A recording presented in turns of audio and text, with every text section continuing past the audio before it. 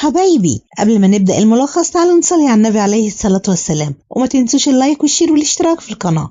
جبت لكم ملخص الجزء الثالث من المسلسل الباكستاني الزعيم. وقفنا الحلقة اللي فاتت لما واصف كان قاعد هو ورباب ومامتها على الفطار، وقال لرباب أحمد مش عاوز يعمل خطوبة وعاوز يعمل الفرح على طول، وهي اتصدمت. طب لو عاوزين تعرفوا أنا بقصد أقول إيه، تعالوا بينا نشوف الملخص مع بعض، بس يا ريت تكملوا للآخر ويلا بينا.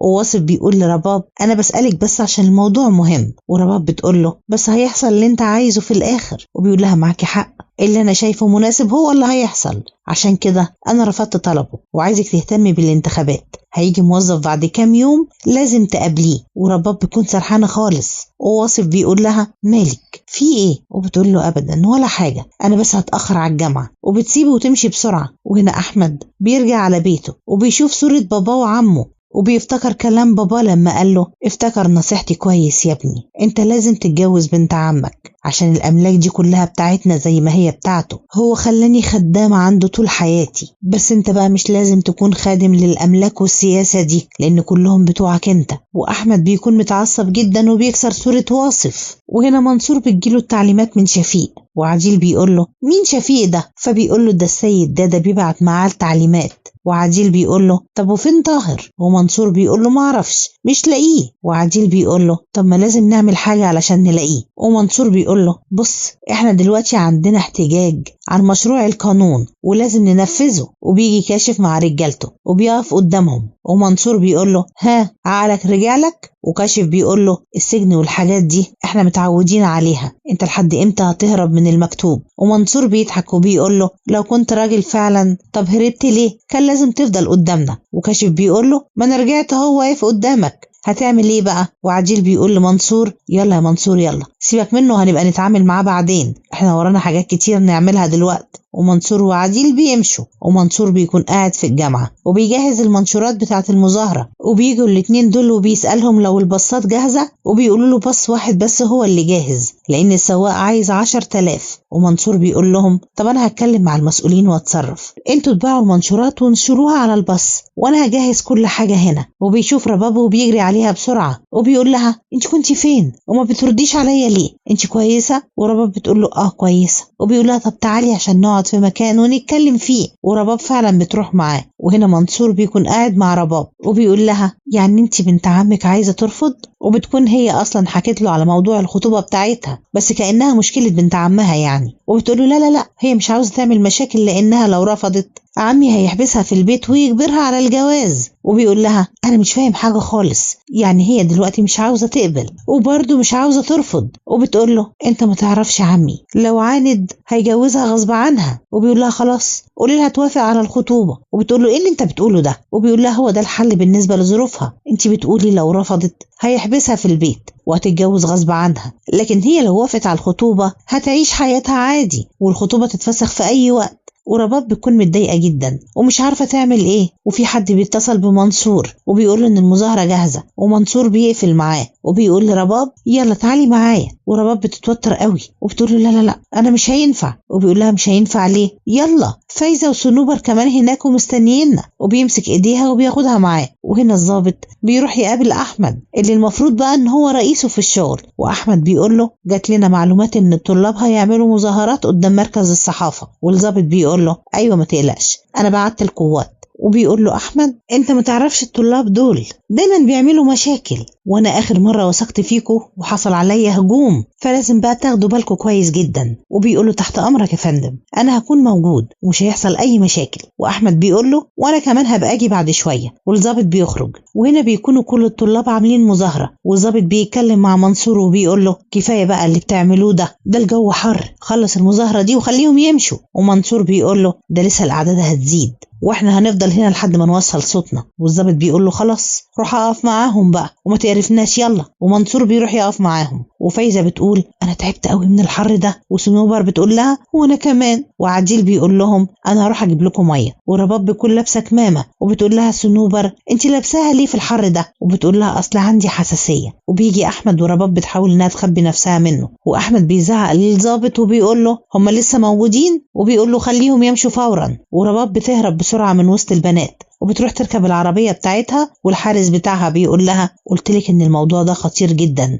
انت كل مرة بتهربي بصعوبة. وبتقول له ما تقلقش انا بعرف اتعامل. وفجأة بتلاقي صنوبر وفايزة راكبين معاها في العربية وبيسلموا على الحارس على انه عمها يعني، وهو بيستغرب جدا. ورباب بتقول له ايوه انت عمي، مستغرب ليه؟ وفايزة وصنوبر بيقولوا الجو حر جدا. ورباب بقى عزمتهم على بيتها، ورباب بتستغرب وبتكون مش عارفة تعمل ايه، وبتقول للحارس يلا يا عمي نروح على بيتنا اللي انت يعني عايش فيه معانا كلنا يعني، وبيكون قصدها على بيته هو يعني. وبتقول له عشان انت كمان تروح على شغلك. وفعلا بيتحرك بالعربية، وأحمد بيدخل بين الطلاب وبيقف قدام منصور وبيقول له خلاص بقى كفاية كده، يلا امشوا من هنا. ومنصور بيقول له يعني لو كانت مظاهرة حزب المستقبل كنت برضه هتعمل كده؟ وأحمد بيتعصب عليه جدا وبيقول له انت مش عايز تهدى ليه؟ انت مش هتهدى لما اكسر لك رجلك يعني؟ ومنصور بيقول له قبل ما تكسرها افتكر ان ممكن رجلك انت كمان تتكسر. وأحمد بيفتكر نفس الشخص اللي ضربه لما قال له نفس الكلمة دي، وبيتعصب جدا وبيكون هيضرب منصور، لكن الضابط بيبعده بسرعة وبيمشوا وبيقول له دول ممكن يأذوك. فأحمد بيقول له ده نفس الشخص اللي ضربني ولازم يتحاسب. وهنا رباب بتروح مع فايزة وصنوبر على بيت الحارس، بتقول لها أهلا أهلا يا هانم اتفضلي. وصنوبر وفايزة بيستغربوا وبيقولوا لرباب هي بتعاملك كده ليه؟ ورباب بتقول لهم ادخلوا بس وانا هبقى فاهمكم كل حاجة. وبيدخلوا على جوه، ومرات الحارس برضو بترحب برباب جامد جدا وبتقول لها انها مبسوطة جدا انها عندهم. والحارس بياخد مراته وبيدخلها بسرعة على جوه. وفايزة وصنوبر بيقولوا لرباب فهمينا بقى ايه الحوار ده؟ ورباب بتقول لهم دي بتتريق عليا عشان يعني بروح الجامعة بالعربية والحراس وكده يعني، وكمان النهارده راجعة وجايباكم معايا من غير ما اقول لها، هتشوفوا لما ادخل دلوقتي هتهزقني ازاي. وبتسيبهم وتدخل. ومرات الحارس بتقول له هو في ايه؟ هي الهانم جاية هنا مع اصحابها ليه؟ وبيقول لها والله ما انا فاهم حاجة. وبتيجي رباب وبتقول لهم انا اسفة جدا على اللخبطة اللي عملتها لكم دي، بس دول صحابي وفاهمين انك عمي. والحارس بيقول لها انت بتعملي كده ليه؟ انا راجل غلبان ولو الاغا واصف عرف هتبهدل.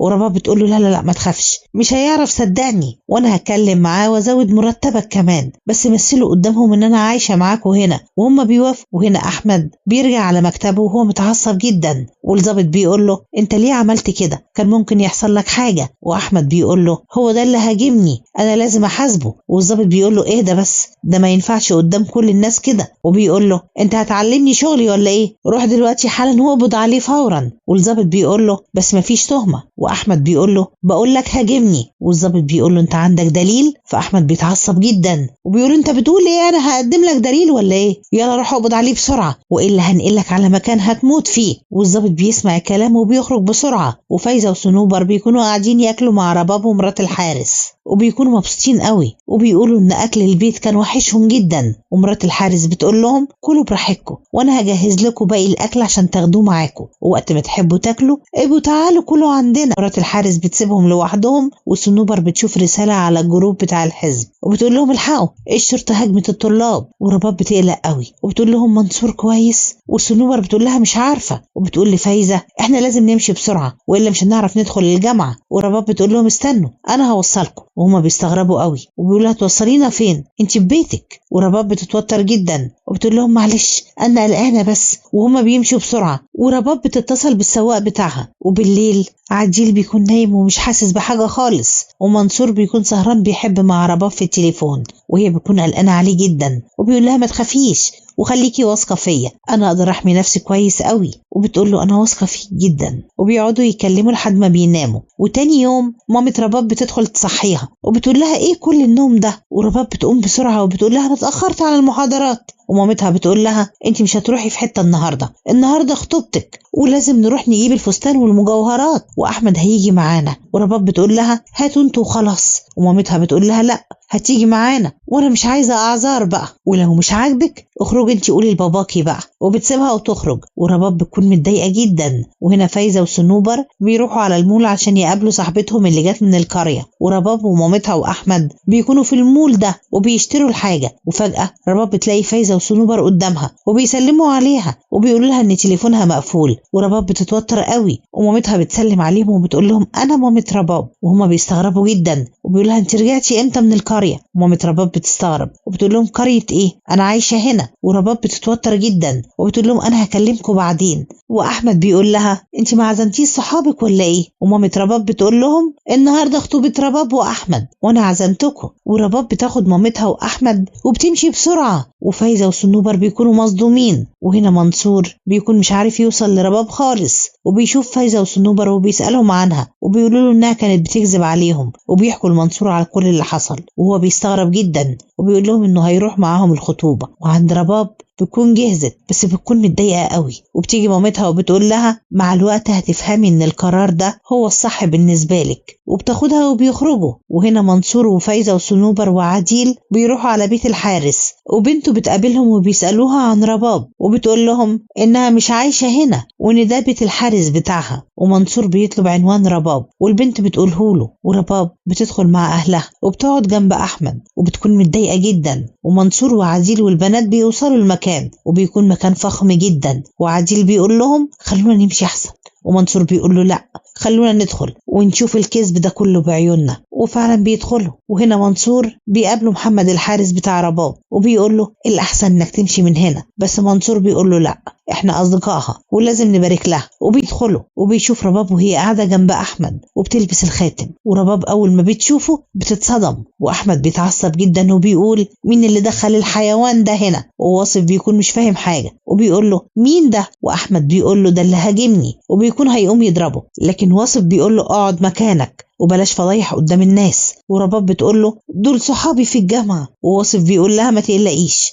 انا هستقبلهم بنفسي. وبيروح لمنصور واصحابه وبياخدهم على بره، وبيضرب منصور وبيقول لرجالته خدوه على الشرطة. وهنا كلهم بيكونوا في القسم، وبيجي الضابط وبيفضل يضحك ويتريق على منصور. وفايزة وصنوبر بيعيطوا وبيقولوا انهم ملهمش ذنب، ومنصور بيكون متعصب جدا. وفي الخطوبة احمد بيقول لرباب انا كنت عارفه ان هو هاجمني. ورباب بتقول له دول صحابي، وبيقول لها دول شوية بلطجية وانتي خطيبتي ومش لازم يكون لك اي علاقة بيهم تاني، وانا هعرف ازاي اتعامل معاهم كويس قوي. ورباب بتخاف وبتقول له هتعمل فيهم ايه؟ وبيقول لها انا مش هخليه يمشي تاني، انا دلوقتي بس فهمت انتي ليه متغيرة معايا. ورباب بتكون قلقانة جدا. وهنا شفيق بيتصل بدادا وبيحكي له على اللي حصل، ودادا بيقول لشفيق ان منصور لازم يخرج قبل الصبح علشان اكيد هيلبسه تهمة كبيرة. وشفيق بيقول له انا هتصرف. واحمد بيكون قاعد مع واصف وبيحكي له عن تصرفات رباب، وواصف بيقول له الولد ده لازم يفضل في السجن، قول للظابط يعمل له قضية كبيرة قوي ما يخرجوش منها بكفالة. واحمد بيقول له انا عاوز اتكلم مع رباب.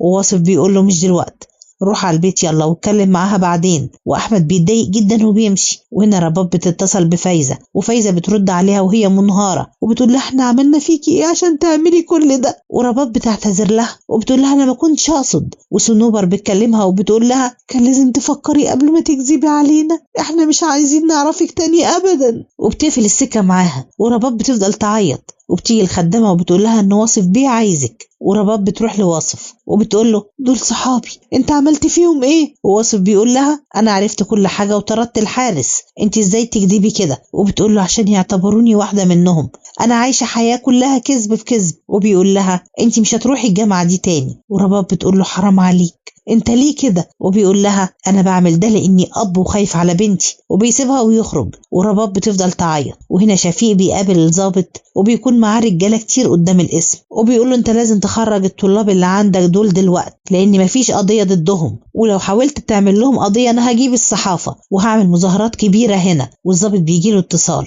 وشفيق بيقول له قول لمديرك ان بنته معانا، ولو اصحابنا ما خرجوش هننشر الخبر دلوقتي. وتاني يوم عديل بيقول لمنصور انا قلقان جدا على صنوبر وفايزة، وبيجي عسكري وبيقول لهم ده بعت لكم السلام وبيقول لكم ما تقلقوش هتخرجوا من هنا. ومنصور بيرتاح وبيقول له لما اخرج من هنا هعلم رباب درس مش هتنساه ابدا، لا هي ولا باباها. وهنا الضابط بيروح يقابل واصف، وواصف بيهدده ان هو هينقله لو ما سجنش الطلاب وعمل لهم قضية. والضابط بيقول له انا عملت كده عشان مصلحتك، الحزب كله عارف ان بنتك على علاقة بمنصور وانهم قريبين جدا من بعض، ولو اتحبس الخبر هينتشر. وواصف بيتعصب جدا وبيخليه يمشي. وشفيق بيكون قاعد مع الضابط، والضابط بيطلب منه رشوة والا مش هيخرجهم. وشفيق بيرمي الفلوس في وشه وبيخرج. ومنصور وعديل وفايزة وصنوبر بيخرجوا فعلا والطلاب بيستقبلوهم، وشفيق بياخد منصور وبيمشي. وهنا مامة رباب بتلاقيها قاعدة بتعيط، وبتحاول تهديها، ورباب بتقول لها انا مش عاوزة اعيش الحياة دي،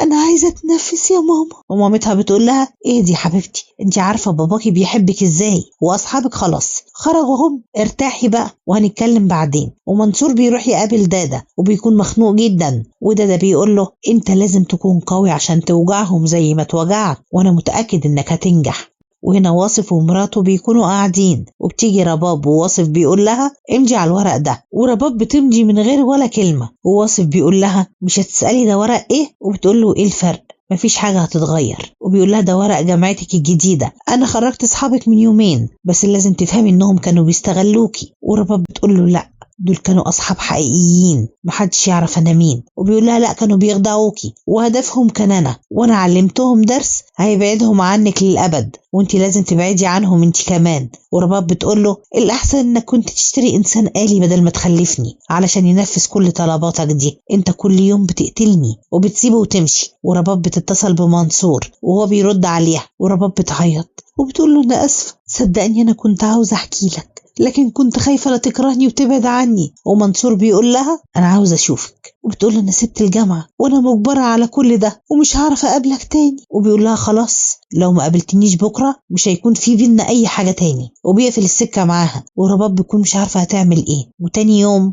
رباب بيكون خارجة، وأحمد بيشوفها وبيقول لها أنت رايحة على فين؟ وبتقول له خارجة، في مانع ولا إيه إن شاء الله؟ وبيقول لها لا، أنا بس عاوزة أعتذر لك عن كلامي يوم الخطوبة، سامحيني لأني كنت متضايق وقتها، وخلاص ما بقاش في حاجة هتقف بينا تاني. ورباب بتقول له للأسف أنا ما عنديش حرية لقرارات حياتي، وكل حاجة بتتفرض عليا. وبيقول لها صدقيني أنا كمان ساعات ما بيكونش فاهم تصرفات عمي، بس لما بفكر فيها بلاقي إن ده الأحسن لينا، ولما نتجوز أنا هديلك كل الحرية. ورباب بتقول له لا شكرا، مش عايزاها لو منك. وبتقول له إنها لازم تروح المكتبة، وبتسيبه وتمشي. وأحمد بيتصل بحد وبيقول له يراقبها كويس قوي. ورباب بتوصل، والحارس الجديد بيكون عاوز يدخل معاها، بس هي بتمنعه وبتقول له خليك انت هنا، وإلا هتصل ببابا وخليه يطردك. وهو بيخاف منها وفعلا بيقف بره. ورباب بتدخل جوه، والحارس بيتصل بحد وبيقول له على اللي حصل. ورباب بتدخل وبتقابل منصور، ومنصور بيقول لها انت ليه عملتي فيا كده؟ وبتقول له انا اسفه، صدقني كنت مجبره وكنت خايفه اخسرك. وبيقول لها كنت ممكن تقولي لي الحقيقه، ما كنتش هعمل حاجه. وبتقول له عاوزني اقول لك الحقيقه ازاي؟ وانت كنت اول مره شفتك فيها عامل خطاب عن الحزب ضد بابا، وكل مره كنت بتكلم معاك فيها بتقولي ان كل اللي بيحصل في حياتك بسببه هو، انا بس حاولت اقضي معاك وقت اطول. وبيقول لها انت اتخطبتي؟ وبتقول له انت اللي قلت لي اعمل كده. ومنصور بيقول لها انا ما كنتش اعرف انك انت. وهي بتقول له الحقيقه مش بتغير الظروف. وبيقول لها بس انت لازم تقفي في وش الظروف دي وما تستسلميش ابدا، وانا مستعده اكون معاكي بس من غير خوف. ورباب بتقول له يعني سامحتني؟ وبيمد لها ايده وبيقول لها تعالي معايا. وبتقول له بس في حرس بره. وبيقول لها ثقي فيا بقى. ورباب بتمسك ايده وبيخرجوا من مكان سري في المكتبه، وبياخد منصور رباب على مكتب الحزب بتاعه. وبتقول له احنا جينا هنا ليه؟ وبيقول لها انا ماليش غير المكان ده، فجبتك عشان تعرفي كل حاجه، ومش عايزه اخبي عنك حاجه ابدا، ولو عاوزه تكوني معايا فلازم نكون صراحه مع بعض علشان انا مش عاوز خيانه تاني. ورباب بتقول له انا مش هخونك ابدا صدقني. واحمد بيتصل بحارس رباب وبيسأله هي فين دلوقتي، وبيقولوا انها لسه في نفس المكتبة. واحمد بيتعصب جدا وبيقولوا انت غبي، دي بقالها ساعة، ازاي هتفضل ساعة في نفس المكتبة؟ ما دخلتش تشوفها ليه يا غبي؟ وبيدخل الحارس بسرعة وبيلاقي رباب بتشوف الكتب، وبيقول له هي واقفة هنا اهي. ورباب بتشوفه وبتروح تاخد منه التليفون وبتقول له بابا مشغلك معايا مش ضدي، وبتقفل الخط في وش احمد. واحمد بيتضايق جدا. وهنا بيكون احمد عنده اجتماع، وبتدخل رباب وبتقول له انا عاوز اتكلم معاك. وبيقول لها استني بره لما اخلص. وبتقول له لا لازم اتكلم معاك دلوقتي حالا. وبيخرج احمد الموظفين بره وبيسالها في ايه. وبتقول له انا مش ملكك علشان تفرض سيطرتك عليا، وانا غيرت الجامعه وتعاقبت واصحابي دخلوا السجن، ومفيش داعي انك تراقبني كده تاني. وبيقول لها انت فاهمه غلط، انا بعمل كده عشان احميكي. وبتقول الاحسن بقى انك ما تفكرش تعمل كده تاني، والا ساعتها تصرفي مش هيعجبك ابدا وبتكون هتمشي. لكن احمد بيمسك ايدها، ورباب بتقول له قبل ما تفكر انك تمسك ايدي تاني افتكر اني ممكن اضربك بيها، وبتسيبه وتمشي. واحمد بيكون متعصب جدا. ومنصور بيرجع على الاوضه وهو متضايق، وعديل بيقول له انت كنت فين من الصبح؟ ومنصور بيقول له كنت في مشوار مهم. وعديل بيقول له رحت تشوف رباب تاني صح؟ انت اتجننت يا ابني، هو مفيش فايدة فيك خالص، مش كفاية اللي حصل لنا؟ لو السيد ده عرف هيطردنا. ومنصور بيقول له انا عارف انا بعمل ايه ومش مهتم بالعواقب، اسكت بقى. وهنا فضل بيكون قاعد مع أنينة مراته وبيقول لها انه خلاص اتقدم عريس لشاهدة وهو موافق عليه وهيجوزها قريب قوي. وشاهدة يا عيني بتسمع كلامهم وبتعيط. وتاني يوم شاهدة بتروح المكان ده وبتدفع فلوس عشان تكلم منصور وبتقول له بابا هيجوزني بالعافية بس انا عاوزة اكمل تعليمي. ومنصور بيقول لها تعالي عندي النهاردة فورا. وبتقول له طب وسمعة بابا؟ بيقول لها يا بنتي انت جاية لاخوكي وجاية عشان تتعلمي مش هربانة من البيت. وشاهدة بتقتنع بكلامه وبتقفل معاه. وهنا أحمد بيكون قاعد مع واصف وبيقول إن منصور ده قابل دادا مرتين وأنا شاكك إن رباب لسه على علاقة بالشباب دول. أنا غيرت الحراس بتوعها لكن هي رفضت إنها تاخدهم معاها المكتبة وقعدت في المكتبة لوحدها أكتر من ساعة وفي الآخر اتخانقت معايا بسبب كده. وبيقول له رباب مش فاهمة إنهم بيستغلوها ودادا بيستخدم الشاب ده علشان يقدر يوصل لي. وبيقول له أحمد طب ليه ما بتتعاملش معاه وتخلصنا منه؟ فبيقول له لاني مش هقدر اسيطر على الاعلام بعدها وكان الاحسن بقى انهم يخرجوا. فبيقول له طب على الاقل بقى خلصنا من الضابط ده لانه بيلعب على الجهتين. وواصف بيقول له ما تقلقش انا هتصرف وهتكلم مع رباب بس انت تعالى على العشاء. واحمد بيقول له حاضر وبيمشي. وهنا عديل بيلاقي منصور قاعد سرحان كده وبيروح يقعد معاه وبيساله في ايه. ومنصور بيقول له شاهدة جاية عاوزة تكمل دراستها هنا وبابا عاوز يجوزها بالعافية وانا قلت لها تيجي وانا اصلا مش عارف هتصرف ازاي. يعني منين ده انا عايش بالعافية ومش عارف بدخل السجن امتى وبخرج امتى. وعديل بيقول له مفيش داعي انك تقلق كده، خليها تيجي تقعد مع فايزة وصنوبر كام يوم وبعدين هنتصرف، بس انت لازم تبعد عن رباب لان هي دي اللي هتدخلك السجن. ورباب بتدخل على اوضتها وبتلاقي الخدم وبتقول لهم بتعملوا ايه هنا؟ والخدامة بتقول لها الاغا طلب مننا نفتش اوضتك. ورباب بتتعصب جدا وبتطردهم بره وبتيجي مامتها وبتسألها انت عملتي ايه؟ ورباب بتقول لها انا مش فاهمة انتوا بتعملوا معايا كده ليه؟ ما خلاص اتعاقبت، ايه بقى انا هفضل كده كتير ولا ايه؟ ومامتها بتقول لها باباكي عايزك روحي شوفيه. وهنا واصف بيكون قاعد ومعاه الورق اللي مكتوب فيه ان رباب في حزب الامل وبيحكي لها عن علاقته بدادا وبيقول لها احنا كنا اصحاب بس لما انا بقيت اعلى منه قرر ان هو يهاجمني ويكون ضدي على طول. انت فاكره انه بيقابل منصور ليه؟ ورباب بتقول له لان منصور شاطر وذكي وبيعرف يأثر على الشباب. وبيقول لها لا هو بيستغل منصور عشان انت تعرفيه وعاوز يوصل لي عن طريقك علشان كده انت لازم تبعدي عنهم. ورباب بتقول له لا منصور ما كانش يعرف انا مين وهو انسان محترم جدا ومش هيعمل كده. وبيقول لها انا كلامي منتهي ولازم يتنفذ. ورباب بتكون متضايقه جدا وبتعيط. وهنا فضل بيرجع البيت ومعاه حاجات كتير وبيقول لأمينة انه جهز كل حاجه عشان عيله العريس جايين. وبتقول له انا دورت على شاهده في كل القريه ومش لاقياها ولقيت الورقه دي في البيت. وفضل بياخد الورقة وبيقراها وبتكون كاتبة انها سابت البيت وهما بيتصدموا. وبس كده لحد هنا وبيخلص الجزء ده من مسلسلنا. لو عاوزين تعرفوا اللي هيحصل بعد كده استنوني في ملخص الجزء الجديد وانا ان شاء الله مش هتأخر عليكم. ويا ريت كل اخواتي يواظبوا على الصلاة في مواعيدها. ولو عجبكم الفيديو يا ريت ما تبخلوش علينا باللايك. ولو اول مرة تتفرجوا علينا فيا ريت تعملوا لنا اشتراك وتفعلوا الجرس عشان يوصلكم مننا كل جديد بنقدمه. وان شاء الله اللي جاي هيعجبكم اكتر واكتر.